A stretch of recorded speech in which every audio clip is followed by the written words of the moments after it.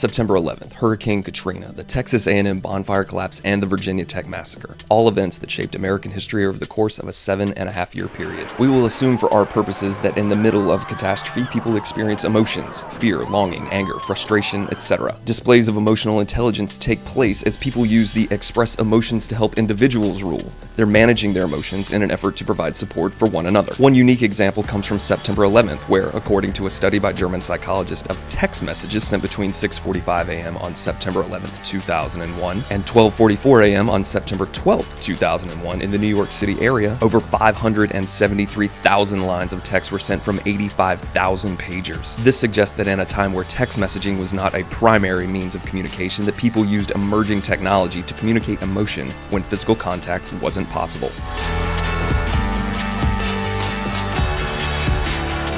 Processing emotion in the aftermath of catastrophe can bring many emotions to the forefront: betrayal, pride, and compassion, just to name a few. Think about Katrina. It's well documented that many residents and workers in New Orleans felt betrayed by their government due to the lack of response when sending support. 9/11. Think about those iconic photos of first responders and citizens working through rubble to help find their fellow man. Processing emotion can lead to emotional burnout or wearing out from the pressures of work. Ron, where are you? I'm in a glass case of emotion!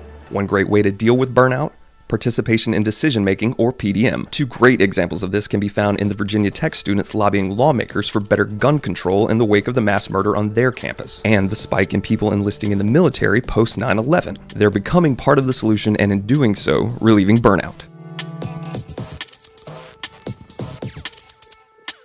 Dealing and coping with emotion in the new normal, or the way our world is now because of these events, can be tricky. You can't deny that organizational life is different because these things happened. The tragedies at Texas A&M and Virginia Tech have no doubt increased the safety and welfare of students on college campuses around the country. Katrina and 9/11 have caused Americans and organizations to operate with a greater sense of preparedness. Airport security in a post-9/11 world is the easy go-to for an example of this. You might see the presence of TSA at the security desk, and having to take off your shoes is a hassle, but it's part of the process now.